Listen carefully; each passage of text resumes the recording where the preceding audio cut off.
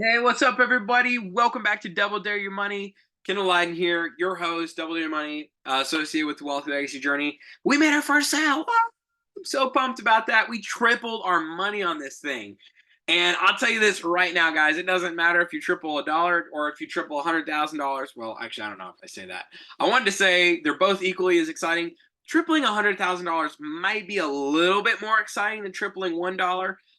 But still, tripling the dollar is very exciting. We actually tripled, a little over tripled, our investment here of $5.49 and created a profit of $16.62 after accounting for shipping, creating us a 203% ROI plus our initial investment. So a little over tripling our money. Invested $5.49, return 16.62. We did pretty good on this one, and I'm so pumped about it. What I really want to tell you guys though is this is the colander, so it's sold, it's shipped. But I think the thing that I reflected on the most, and I hope that you guys might get some excitement out of this episode with me, is Double Dare Your Money was an idea that, as of the time of this recording, was created about 6 weeks ago. Let's see. I'll actually see if I can track this right quick. So it was at Christmas. Um, so Christmas Day was the 25th. I believe it was Christmas Day that I had this idea because I had some extra Christmas money, and it was like, okay, what can I do with some of this Christmas money that actually is going to create me a return? Because I don't want everything that I do to be just spend, spend, spend, right? I want to be able to build up wealth. I want to be able to build up more. I know a lot of you guys are in a very similar position. And so let's see. So we have 1, 2, 3, 4, 5, 6, 7.5. So about 7.5 weeks since Christmas. Or you know what? Though we sold this on, that's 7.5 weeks today, but we sold this on Saturday. So it was just before. So it was like almost 7 weeks. So it's just a little bit over 6 weeks to get our first sale. So in just a little over 6 weeks, almost 7 weeks, we went from an idea to setting up, or to actually, we went from an idea to then talking about it on the show, to then setting aside the money, starting with our ledger. And by the way, if you need your ledger, you can get that in the resources doc. Remember, that's at the top of the description of the video in the Spotify. There's the resources page. You can go there, and then you can go in there, find the Wealthy Legacy Journey ledger. But anyways, so then we used that ledger. We filled that out. We started it. We went to the resale shop, bought some stuff that we thought would sell, brought it home, put all that into the ledger, created our first video, created our Etsy shop, created our eBay shop, took pictures of everything. All of this stuff being a learning curve, by the way, because we've had those in the past because we had Kano wood designs in high school, but it's been years, and we didn't even use the same shop. Like, we started over from scratch, putting in your email, just putting all of this stuff. And so we started over from scratch, built the shops from the ground up, made our logo, made our name, put in the products. And so within 6 weeks from idea, it took 6 weeks from idea to actually first sale, the first time that we tripled any money. And it's just really exciting to see that, really, if you apply yourself to a thing, to a task, you can move forward at an incredible rate. But you have to be dedicated, you have to be disciplined, you have to be focused on what it is that your main goal is. And so, really, in this beginning phase of Double Dare Your Money, implementation and action are so powerful. Also having the ability and willingness to pivot. But it's all just one step at a time. Here's the thing. You guys need to understand, you got to let yourself off the hook. I've got to let myself off the hook. You're going to mess this up and make mistakes. I'm going to mess this up and make mistakes. That's why we start small. That's why we started with, I think it was $74.58. That's why we started with such a small amount of money, because we want to make sure that no single mess up can bankrupt us. No single mess up can interrupt our flow of business. So one of the mess ups that I had is I didn't account for the cost of boxes. I didn't account for needing shipping materials such as tape to tape the boxes up. I didn't account, well, those are two of the big things. So I'll start there. So on this order, when I went to look for, okay, well, now we got to ship this thing out because the order came through. So I looked it up and I found a box that we could buy for 99 cents. Went to the store, It was there at the store for $3.20. They also had a roll of box tape for $5.50 or something like that, almost $6. So I was like, okay, so all in, my cost of materials are gonna be like almost $10 after tax. And I was like, okay, wow, well, that really sucks because, here I'm making $15, but if I spend $10 on supplies and that only gets me one box, like, yeah, I can use the tape again, but give me one box. I was like, geez, like, I basically don't make anything. Like, I don't, all my profit is just immediately eaten away in shipping costs. So then I had to get creative and how do I keep those costs down? Um, so one of the things that I did, and this is more uncomfortable for some people, less uncomfortable for some people, but I actually went to the front with the box and the item number, and I was like, "Hey, this is at $3.20 on the shelf, but I see here online that you have this for 99¢. Will you guys honor this online price of 99¢? Give me this box. The item ID matches." He looked it up. Sure enough, they matched. He gave me He gave me the product at $1.99, which was great because it really helped me out because I needed to keep my initial value low. Now, I wasn't trying to cheat anybody. It was literally what it said on their website. That's why I went. But I had to keep that little bit low. And you might be like, well, it's just $2. Like, does $2 really matter? Well, if it was $1 million deal, no, $2 wouldn't even make a dent. But on a $15 deal, yeah, $2 is huge because we have to look at everything from a percentage basis. Personally, I don't like looking at things from a dollar basis. I really don't. I think it skews our perception because one person might say, "Hey, $100 is a lot of money," and somebody else might say $100 isn't much money. But if I told anybody, "Hey, I doubled my money on an investment," that's pretty good, no matter what the investment is. If you can double your money, it doesn't matter if I doubled a dollar, if I doubled $100, or if I doubled $1 million. Doubling your money is good. Now it gets harder to double money at higher amounts of capital, sure, but doubling your money is still an awesome thing to do. So the fact that we here tripled our money, if I went to somebody and I was like, man, I just did an investment and we tripled our money, everybody would want to know what that investment was. It doesn't matter the price point that it's at. And I can explain what we did, how it worked. And so I'm so excited that the first investment ever on Double Dare Your Money was actually a Triple Dare Your Money. This is the first sale ever. That's so cool. And it's really exciting. I didn't think about some of those things, but got the box for $1. Went to the dollar store to buy tape for $1.25. I gotta admit, it was very hard for me because it took me 20 minutes to drive to the store. They didn't have it. I was so frustrated because I was like, man, like it's $4 that I'm saving. $4. My time, my 20 minutes is worth more than $4. But then I had to think about the actual investment itself. I had to think about the Double Dare Your Money. I had to think about my investment fund. And I had to think about how much I would be taking from my investment fund unnecessarily if I bought the more expensive tape that did the exact same purpose. So then I actually had to drive to another dollar store. I found it there. It was $1.25 for the tape plus tax. So between the box was $1.07 with tax, and the tape was $1.35 with tax. So it came out to like $1.40 or $2.47, something like that. All invested. My cost could have been $10. But my cost ended up being $2.50, $2.47, because I really focused on how do I keep my costs down. So I actually, when you look at it from a percentage standpoint, I had a 400% decrease in costs to get the product out the door. 400% decrease. Now, I don't care who you are. 400% decrease is huge. And so that's what we're really looking at. We're trying to teach our brain right now of how to think about this stuff from a percentage standpoint. How do we teach ourselves to look at this from an ROI standpoint? How do we start to make decisions based on ROI? This is so crucial because even a lot of times in real estate, I just had a situation this week where we were going to buy a property. Somebody got frustrated and we're like, why are you trying to, you're trying to just take advantage of the situation here with, our property, buying it for cheap. And I had to break down the numbers for him. And I said, hey, look, I understand where you're coming from, but all you're looking at is these big numbers.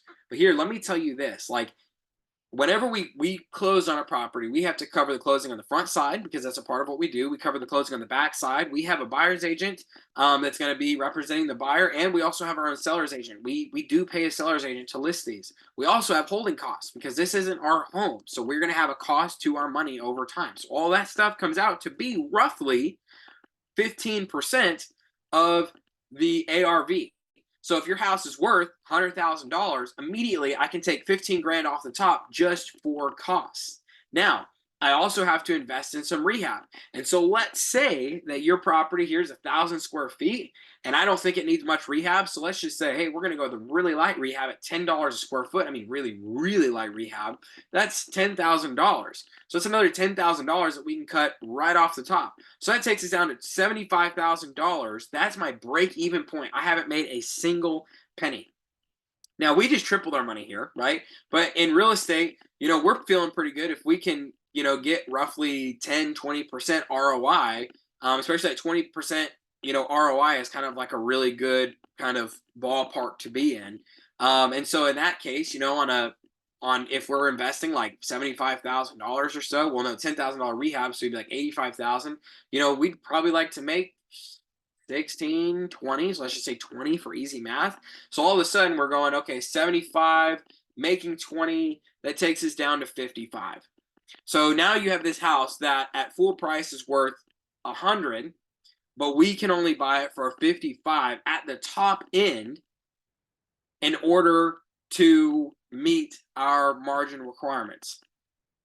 And that's just what it is, because at the end of the day, we have to make sure that our ROI is there.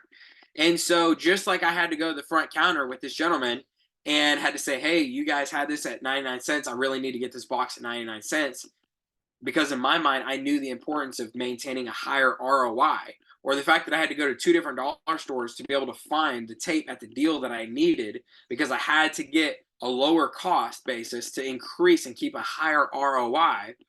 If you go into real estate or anything like that and you have to negotiate, there's going to be times that it makes people uncomfortable. But I try to tell them, look, at the end of the day, you have to just know what your ROI has to be. And that just is what it is, which means that you might have to pass up on deals, just like I had to go to multiple stores to find the tape at the price that I needed. Or sometimes you're going to have to push and negotiate really hard because you know the price, you have to get it to make the ROI make sense, just like I had to do with the box at the store. And so what I want you to see is the lessons that I experienced inside of selling this colander on Etsy and making $10 profit, which you might go, $10, like, get that out of here. They're the same exact lessons that I actually used this week to close up a deal that it's for NTX. So I won't make the whole thing, but that deal alone should be able to clear at least $100,000. But the ROIs are very similar. Same perspective on the land development deal that we're doing right now with Hudson that's currently on the market. That one, we should be able to make at a total, it's somewhere around $300,000. We're getting a really good ROI on that one for real estate, but it's less than the ROI that we experience here on the colander by far. But it's the same principles that apply. We had to negotiate that in the beginning to really push it down and in the price that we could purchase it at to make sure that we were protected. And then we've also had to send it through this, entire process. So anyways, but one of the other mess ups that I did, I'm gonna close this window right quick because it's shining in my eyes. One of the other lessons that I learned is that you have to buy deeper. I know this inside of real estate. I got a little bit excited out of the gate on Double Dare Your Money. We bought all those coffee mugs, if you remember the flowery ones, for $3.50 a piece. And I thought I'm going to be able to sell these things at like $7 a piece. I was very excited about that. I have not been able to sell them at $7 a piece. In fact, I have had zero interest in them at $7 a piece. I started doing some significant digging, in fact, into those cups and realized that $7 a piece was not just a little bit overpriced, but very overpriced. And I realized that I was probably sitting on a very not good investment. And so this week we're actually going to launch we're doing a bid. I got all 10 mugs. I'm starting them off at $10 plus shipping and handling. So I'm going to make $1 per mug, which would actually create a $2.50 loss per mug. Now my hope is that bid goes up. It's a 10-day bid. And I looked up when's the best time to do a bid on eBay, and I did the research and I set it up accordingly. And I'm hopeful that it's going to go well above $10. I would really like to see us break even. I also have a buy it now at $40, which give me about a 20% ROI on the mugs, which would be pretty good in return based on some other pricing that I'm seeing out there for similar type mugs when I really started looking into it. Problem is on that one, on those mugs, I bought those off of a quick look, best case scenario, when I really should have given it some further looking into and bought it more on a worser case scenario. So I might be selling those mugs at a loss. But the thing is if I sell them at 10, I bought them at 35, my loss there is probably $25. I've already got some ideas of some other ways that we're going to be able to put in some products that will have a very high ROI, that are going to be able to help get that snowball churning for us. So I'm excited. I really need to liquidate this capital because I have something else that I'm looking at that would be a perfect complement to Cozy Home Knickknack Shop, but I need the cash out of those mugs in order to be able to invest into this other idea that I have. And so basically, I am sitting back and go, how do I liquidate so I can get some capital back for this other really good opportunity that just opened up that's right inside of our wheelhouse? But with that said, now I'm looking at these mugs that aren't moving, going, I might have to liquidate these at a loss. Now, here's what I'll say is I have since we bought those mugs found out that I could go to similar thrift stores, similar resale shops, buy a similar type mug for only 50 cents rather than $3.50. Now, if I bought them for 50 cents, I could easily go sell each of them for $1, selling 10 of them in like a bulk package like that, where I'm doubling my money on every single mug plus shipping and handling. And if it gets bid up, my profit margin is only going up. So the problem here isn't necessarily the mugs. We'll see how the auction goes. But if the auction goes well, then I realize, okay, the problem isn't the mug. The problem is that I didn't buy it deep enough, right? So if I go buy a piece of real estate that's worth 100 grand and I pay 100 grand and I'm hoping to go turn around and sell it and make money, I'm probably not going to make money unless there's just some fluke somebody wants to buy it for a little bit more. If I bought it for 150,000 and then I'm trying to resell it, I guarantee you I'm going to probably lose money. But then the thing is, if I buy that same piece of real estate at $50,000, well, I'm almost guaranteed going to make money. So with all of that said, real estate's a strong investment. It's not real estate that's the problem. The problem there is probably pricing. It's probably where I bought it. In fact, even Charlie Munger says you make money when you buy, not when you sell. You make money out of the gate on the initial purchase because that's what sets you up for the success, right? So going back to what we did this week with Double Dare Your Money, going back to the sale, I really want to encourage you guys, stay focused on the ROI, not the time. It was very difficult for me to go to 3 different stores thinking about how much my time is worth for a single roll of tape that costs $1.25 to save $4. But when I really focused on the ROI, I realized that's what was most important. For now, the time thing might not make sense. And that's why, even Charlie Munger and a lot of the other like big investors talk about why when you have capital of less than $100,000, it's very hard to make it make sense. But it does make sense once you break that $100,000 mark because your wealth snowball starts to just build and build and build. If you can continue to build it at the same rate, that's when things start to get really powerful. It's like that back half of the chessboard on the compounding effect, right? So anyway, it was so tempting to say that my time was worth more than what I was spending to grab the items needed. But I mentally had this mentality had crushed my business before. I've watched this saying like, oh, my time is worth more than this, and trying to not really look at the ROI, but just looking at my value of time. It's crushed my business before. It's crushed my business twice, in fact. And so this is why I say it's so important to build the right mindsets now, because those are going to be the mindsets that you carry with you as you grow through this journey. On this particular scenario, because I was focused on the ROI first, I lowered my investment in the shipping products down by 400% in decreased costs. But the mindset that you form as your foundation with this beginning, roughly $100, $50, wherever you're at, will likely be the same mindsets, the same habits that you carry to $100,000, $1 million, $10 million, and well beyond.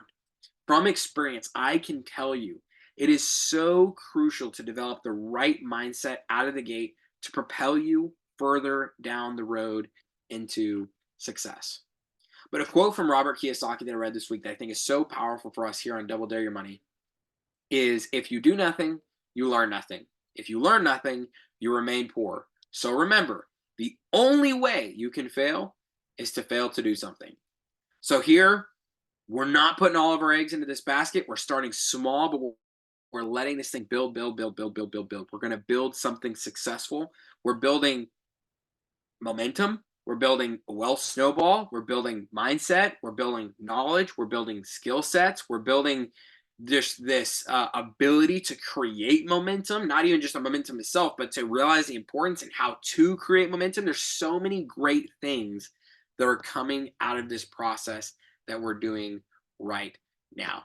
And so, with all that said, I'm very excited to tell you guys that we did triple our money and what that brought. I'm very excited for some of the other things that we're going to be able to throw into the shop next that we're going to be looking to create a higher ROI on. I think even if we take a loss on these mugs, it's, I think, a wonderful opportunity to be able to show how do you handle taking a loss inside of business and how can we recover from that, right? Because at the end of the day, we started with $74.58. If we take a $25 loss, we're losing almost 33% of our initial capital.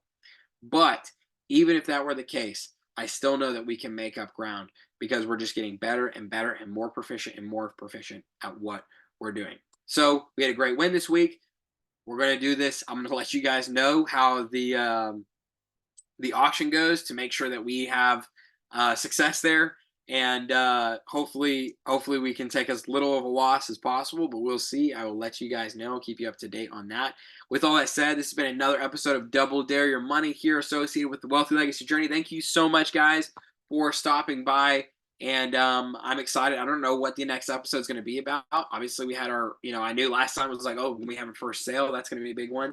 I guess I might be able to do an episode specifically on what happens with the auction on this eBay stuff, because this is totally new territory. I've never, ever in my life done an eBay auction, so this is completely new territory for me, and so we'll see if that goes well. And then I guess I can let you guys know when we're bringing this kind of idea when it comes to fruition of being able to bring some new investment type stuff to the shop and see how it's going to be able to perform. So with all that said, it was awesome hanging out with you guys for another episode of the Wealthy Legacy Journey. Thanks so much for stopping by. Not Wealthy Legacy Journey, Double Dare Your Money. Sorry, I just say both. Awesome hanging out with you guys, and I will see y'all on the next episode. Bye, y'all.